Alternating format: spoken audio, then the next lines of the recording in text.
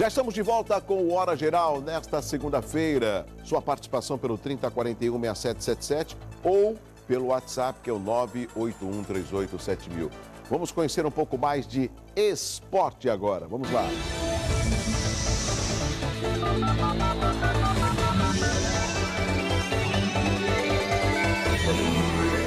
Mesmo com o time repleto de reservas, o Santos não encontrou dificuldades para golear o Marília por 4-1 na noite do último sábado no estádio Bento de Abreu, em Marília. O Peixe aproveitou os erros consecutivos do adversário e chegou ao 10º jogo sem perder no Campeonato Paulista. O time é o líder do torneio com 28 pontos. Não, 26 e 22 gols marcados. O atacante Thiago Ribeiro marcou 2 vezes e Gabriel e Marquinhos Gabriel completaram a goleada a favor do Santos. A próxima rodada terá Santos contra Osasco, Audax no Pacaembu às 4 da tarde de sábado. Já o Marília joga com o São Paulo no domingo. Nosso convidado de hoje, deputado federal João Paulo Tavares Papa. Tudo bem, Papa? Tudo bem, bom dia, Douglas. Bom dia a todos. Eu às vezes tento lembrar de deputado federal, que você fala, lembra de prefeito. Você ainda é chamado de prefeito na cidade, Papa? Algumas pessoas, prefeito, Papa, ainda é lembrado? Muitas pessoas ainda me tratam com esse título, é vamos dizer assim, né? Mas mais por uma questão de respeito, carinho. Exato. Né? Não é porque não sabem, enfim, mas é porque é muito forte, né? A participação de uma pessoa na prefeitura é sempre uma marca na sua vida e na vida da cidade muito forte. Então fica como mais ou menos um título, né? Sim. Mas por carinho, como você bem lembrou. Papa, quando a gente fala dessa postura do político, você é uma figura política séria, ponderada, você foi reeleito prefeito na cidade de Santos, foi muito bem avaliado, foi muito bem votado como deputado federal. E no meu entendimento, como pessoa pública, isso só aumenta a sua responsabilidade numa expectativa de você não só nos representar na Câmara Federal, mas olhar por essa região que é próspera, mas parece que patina com relação a projetos, tanto no Porto, como também no túnel, ou seja, ações do governo federal. Que a gente observa que vários deputados se elegeram aqui na nossa região e a gente não conseguiu ainda cooptar politicamente uma atenção maior aqui para a nossa região metropolitana da Baixada Santista. O que você pretende como deputado e quais as discussões iniciais que você já trava na Câmara Federal visando a nossa região metropolitana, Papa? Bom, eu concordo, em primeiro lugar, Douglas, concordo com esse seu diagnóstico. A Baixada Santista patina um pouco, e não é de hoje, já há algum tempo.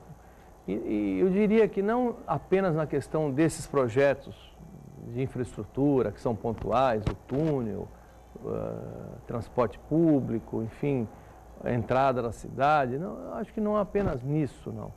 Há uma outra questão que me preocupa ainda mais, que é a questão econômica da Baixada Santista.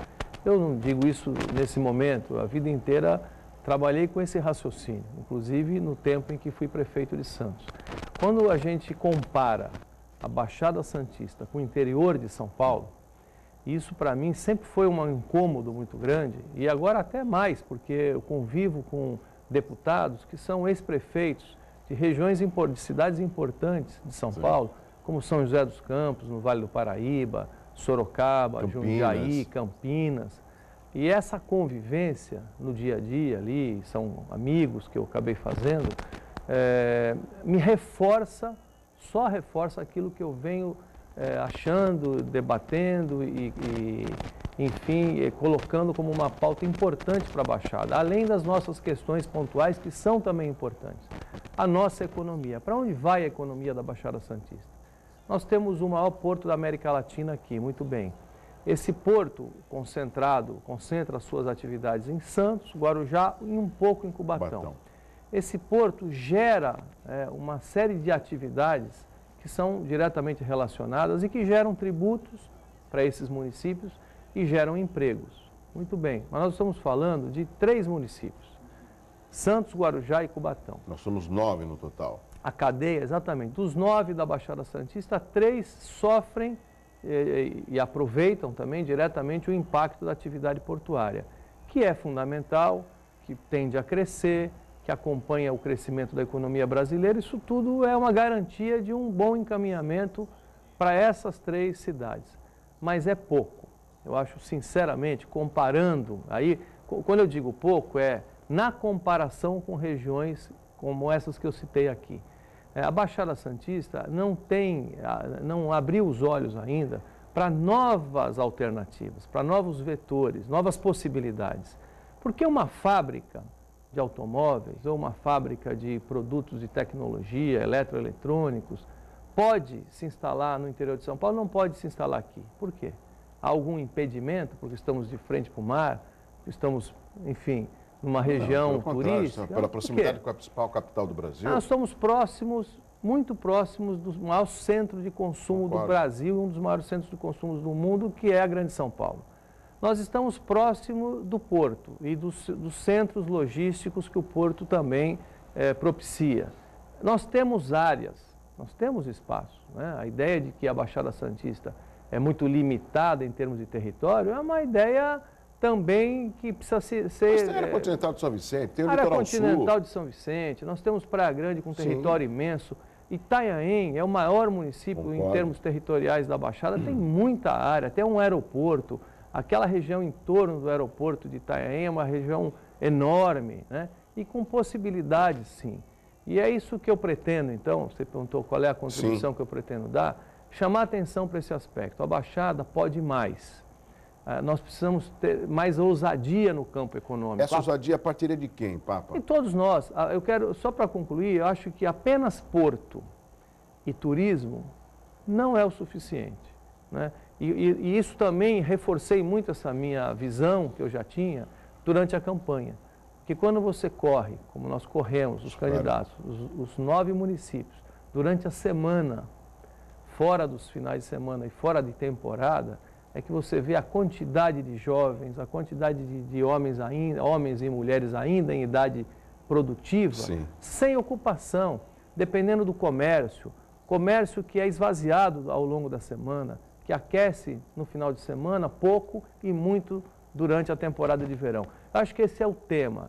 Esse é um tema, porque os números estão aí para mostrar. Enquanto o interior de São Paulo cresce, se desenvolve, enriquece, quando eu digo enriquece, não é as prefeituras, enriquece a população, gera mão de obra qualificada, enfim, nós aqui, com a nossa visão de praia, de mar, de turismo e porto, andamos um pouco de lado quando comparamos números. Veja, a região é uma região belíssima, a nossa região tem qualidade de vida, a nossa região, enfim, é importante o desenvolvimento turístico de São Paulo para o país, né? Não só para São Paulo. Tudo isso a gente tem que valorizar e aprimorar, mas nós não podemos continuar convivendo com crescimento de favelas, com crescimento de pessoas o número de pessoas que na Baixada Santista não tem nenhuma alternativa e perspectiva de ocupação é grande, assusta em algumas cidades. Eu acho que esse é o tema. Como ajudar? Primeiro, estudando melhor essa questão, né? Recentemente eu dizia a um prefeito daqui, com quem eu já convivo há muitos anos, enfim, eu dizia assim, olha, não basta a Baixada Santista, as nossas lideranças, os prefeitos, deputados, irem a São Paulo, irem ao governo de São Paulo, pedir recurso para fazer uma obra de infraestrutura, uma praça, uma avenida, ligação de bairros, um túnel. Isso aí é a nossa obrigação. Mas quando é que nós vamos começar a trabalhar em conjunto, junto ao governo de São Paulo e ao governo federal, para trazer para cá, além de uma praça ou de um viaduto, uma fábrica, um setor novo da economia?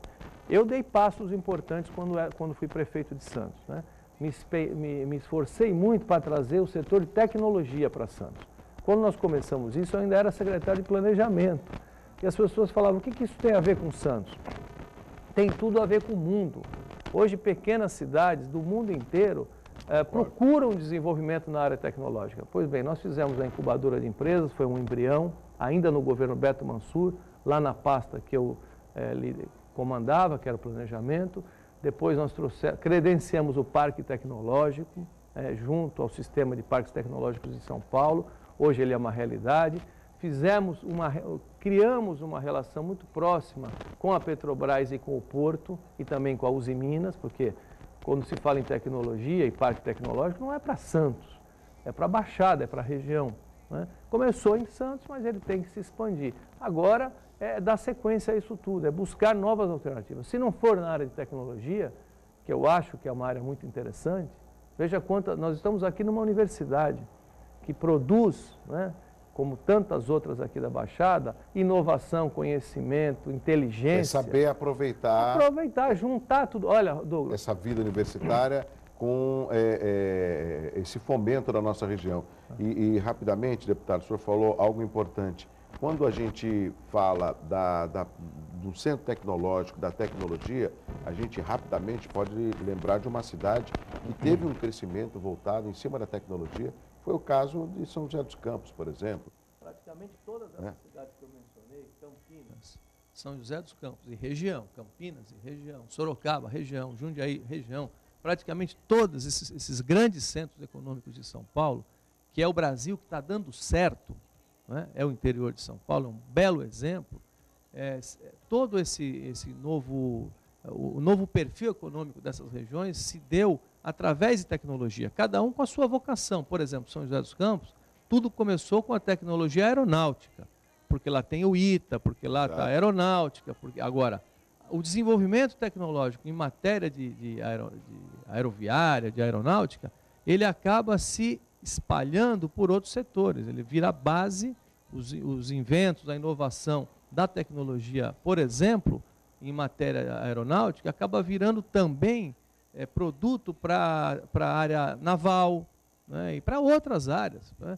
E cada região dessa acabou encontrando um foco na parte automobilística, na parte de eletroeletrônicos, enfim.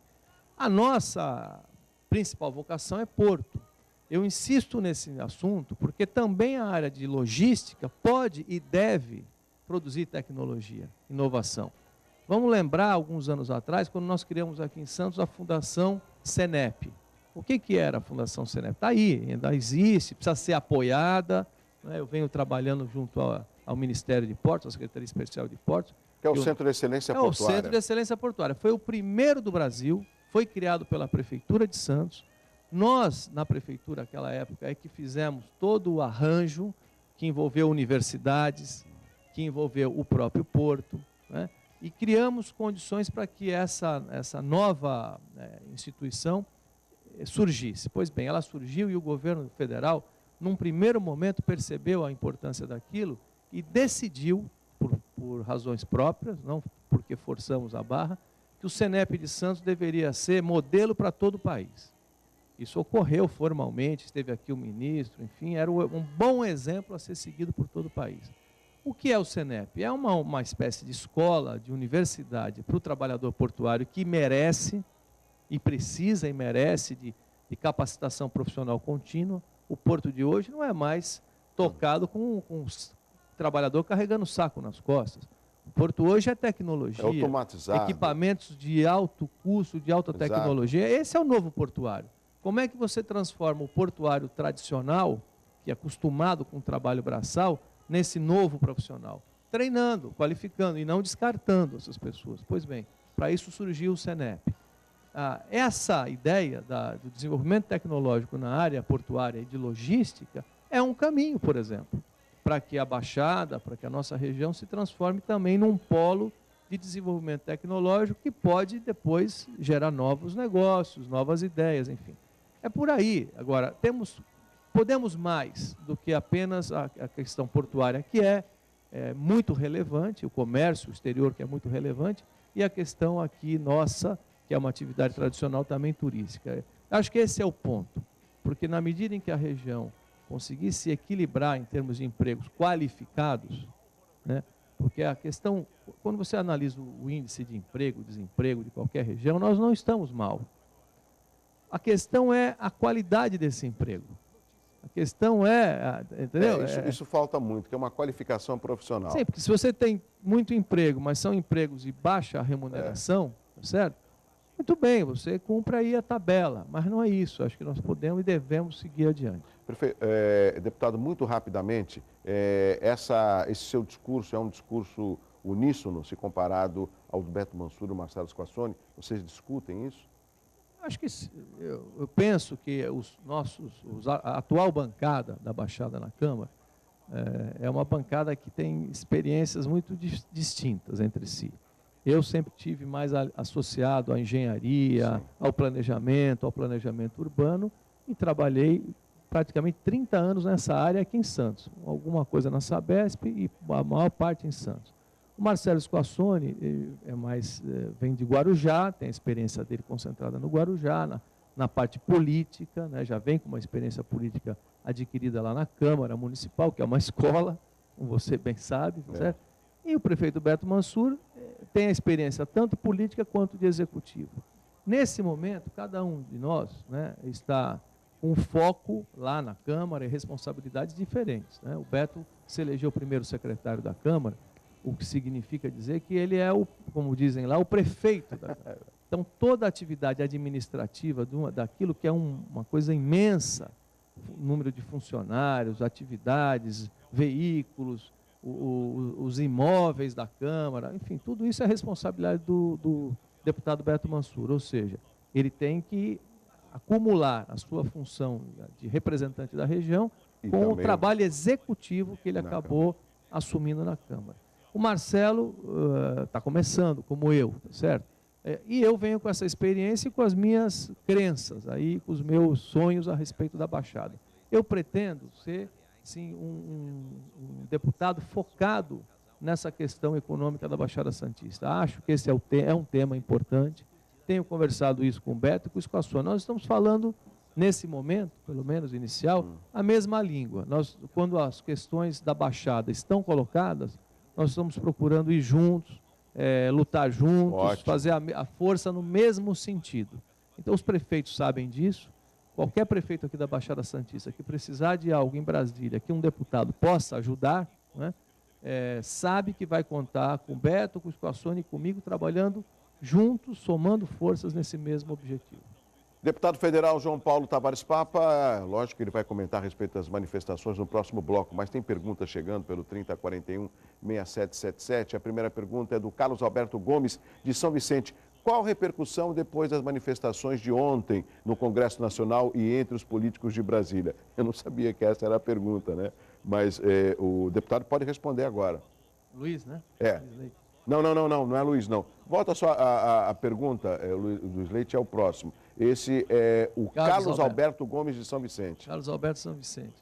O que muda na relação dos políticos em Brasília depois da manifestação de ontem, deputado? Essa manifestação de ontem, Carlos, na minha visão, é um divisor de águas, é como se um novo capítulo da história brasileira começasse a partir de ontem.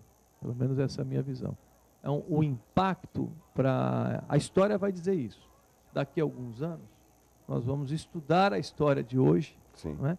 E certamente será percebido isso. Quer dizer, um novo capítulo que se abre na história política brasileira. Muita coisa ali chamou a atenção. Primeiro, a quantidade de pessoas no Brasil inteiro, exatamente, que de forma pacífica, sem nenhuma instrumentalização política, partidária ou sindical, ou, enfim, tivesse à frente. Quer dizer, um movimento absolutamente espontâneo pelo Brasil inteiro, espalhado pelo Brasil inteiro. Então, não havia ali a história desse terceiro turno que se tenta colocar, não é isso. Concordo com o senhor, deputado. Não é isso. Segundo lugar, famílias e muitas crianças nas ruas. Nós temos imagens, vamos colocar as imagens enquanto o senhor comenta. Famílias e crianças e famílias, enfim, o que significa dizer que já se percebia ao longo das semanas, né, e da semana principalmente, que esse era um movimento da família brasileira, do cidadão brasileiro, sem nenhuma vinculação de outra natureza e um movimento pacífico. Tanto é verdade que um pai e uma mãe só levam um filho pequeno às ruas quando ele tem a certeza do que ele está, que tipo de movimento ele está participando. Foi um movimento absolutamente pacífico. As pessoas fizeram questão de levar seus filhos para mostrar para essa nova geração aí que é preciso construir um novo país. Eu só consigo imaginar tanta criança nas ruas, como nós vimos ontem, dentro desse espírito. Quer dizer, por que um pai, uma mãe, um avô, um tio levaria uma criança com uma camisa verde e amarela para a rua, se não para mostrar para esta criança, e não exatamente para o governo, ou para os políticos, ou para os deputados, que é preciso construir uma nova nação, uma nova mentalidade. Eu acho que ali a mensagem foi mais para o futuro da nossa nação e para esses jovens e crianças que serão e que são o nosso futuro, do que propriamente para o governo. Então, eu acho que essa manifestação de tudo o que eu já assisti, eu estou com 57 anos de vida, eu acompanhei muito a política brasileira, estando fora, mas fora dela não, sim, mas participei, acompanhei com muito interesse o movimento das diretas já e tudo isso. Militei, fui militante político durante a minha vida inteira, desde os 18 anos. Portanto, eu acompanhei... É filiado a um partido político hoje? Sou filiado e sempre fui. Né? Fui durante mais de 30 anos filiado ao PMDB e hoje sou filiado ao PSDB. Ou seja, eu sempre acompanhei política de perto e com especial interesse. Eu nunca vi nada parecido com o que eu vi ontem. Por conta desses fatores, não da quantidade, insisto, não da quantidade de pessoas, mas porque foram as pessoas, as famílias que foram para as ruas para sinalizar e para começar a construir uma nova mentalidade. Portanto, eu acho que no Congresso, que é a pergunta que foi feita, essa mensagem é mais clara impossível, né, para o Congresso, para o governo, para os partidos políticos, para todos aqueles que têm responsabilidade hoje na condução da política brasileira. Acho que o governo terá uma missão muito difícil pela frente. Não sei se esse governo está preparado para assumir o papel que essa sociedade brasileira ontem sinalizou. Por que eu digo não sei? Porque ontem, ainda ouvindo o noticiário, os comentaristas, prestei muita atenção numa opinião que eu concordo, que dizia o seguinte: neste momento, o quadro que está aí colocado, um quadro de crise econômica e de crise de confiança, o que é pior do que a crise de econômica, ele exige do governo federal, exige de quem comanda o país, uma rápida reconciliação. Eu não sei se o governo está disposto a fazer isso. Ou se ele está preparado. Não sei se está preparado, concordo. Não sei se está disposto a fazer isso. Deputado, eu peço a licença, um rápido intervalo. Tem perguntas pelo 3041-6777. O deputado João Paulo Tavares Papa já comentou a respeito das manifestações e as perguntas dos nossos telespectadores ele responderá na sequência. Eu volto já com o Hora Geral. É rápido.